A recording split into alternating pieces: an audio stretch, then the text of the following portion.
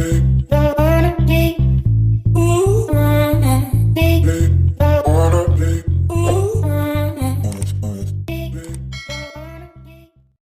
mga kayanis, ito yung ulam namin for today. Ayan, isdang lapad to dito sa amin kung tawagin mga kayanis. And, hindi ko alam kung anong tawag nito sa inyo, pero sa amin dito kasi isdang lapad. So, islant ko lang to mga kayanis, piprituhin lang natin to. Ayan, simple lang, simpleng slant lang.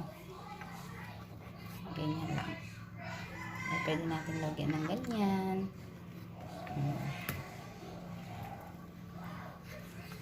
Ayan.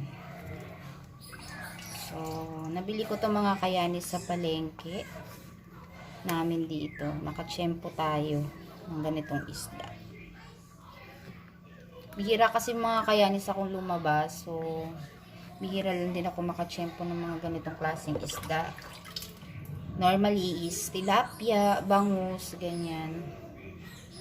Yan yung mga nabibili ko.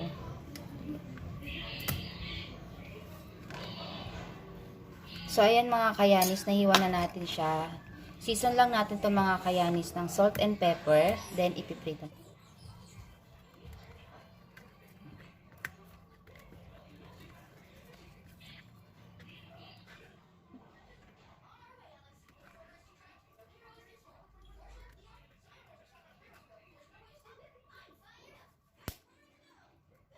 So, ayan, season na natin siya mga kayanis. I-fry na natin.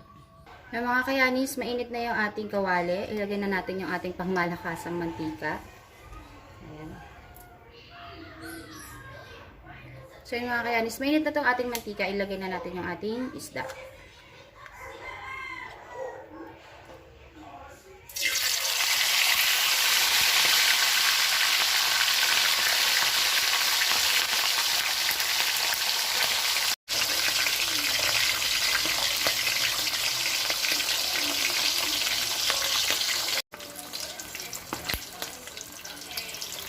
Balik ka rin na natin mga kayanis.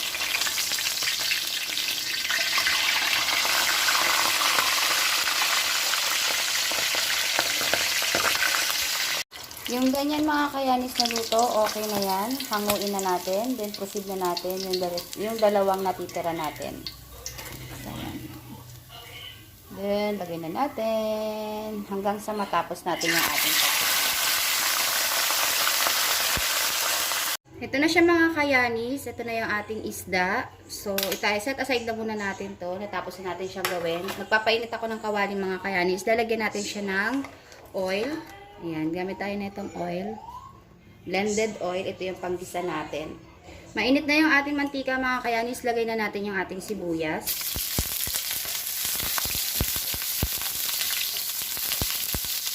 Ayan. Sabay na natin si bawang.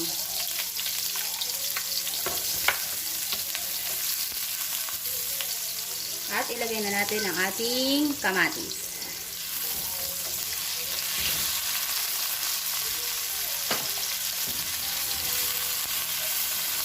Lutuin na muna natin sila.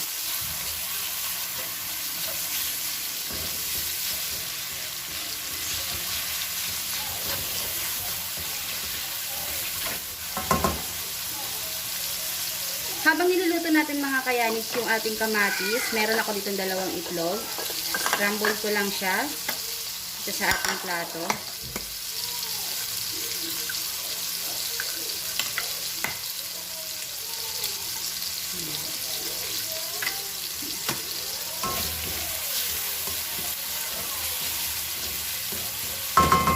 Lutuin pa natin yung ating kamatis. Lagyan ko itong ating itlog ng asin. Lagyan natin ng konting asin at ng paminta. Yan siya mga kayanis. Then, idibit lang natin ito.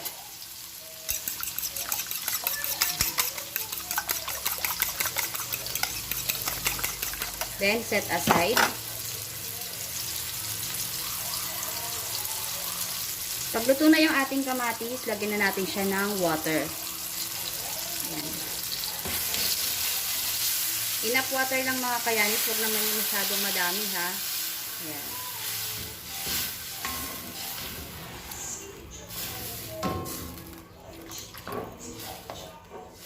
This time mga kayanis, pwede natin siyang timplahan ng ating paminta. Pwede kayong maglagay ng seasoning, ng favorite nyo seasoning, pwede yan. Lagay ako ng asin mga kayanis. And then lagay din tayo ng kaunting Ajinomoto. So, pakukuluin lang natin yung ating water. Kumukulo na siya mga kayanis, lagay tayo ng kaunting patis. Then, pwede na natin siyang tikman.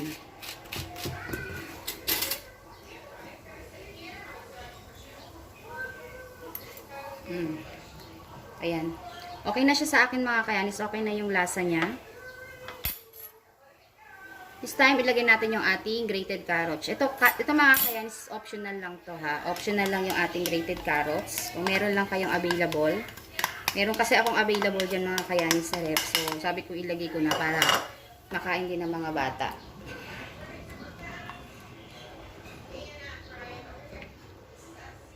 So, ayan. And then next, ilagay na rin natin itong ating scrambled egg.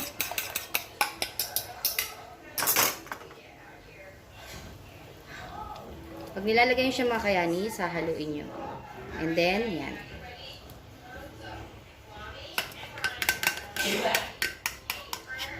So, habang nandiyan na yung ating egg mga kayanis, ilagay na natin yung ating isda.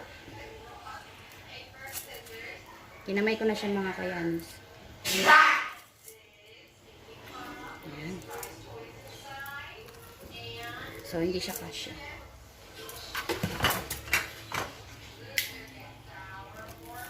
So, mga kayanis, ilagay na natin yung ating spring onion. Ayan. Ikat nyo na lang.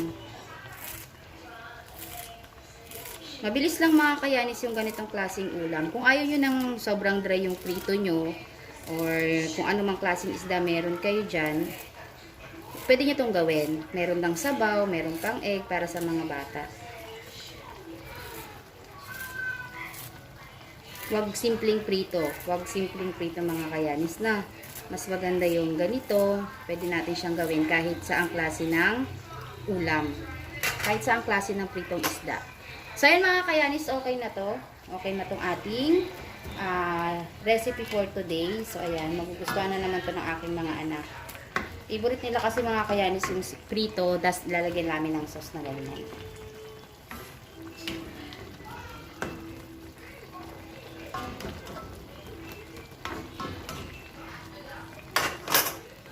Okay na yung ating ulam for today mga kayanis. So, ayan siya.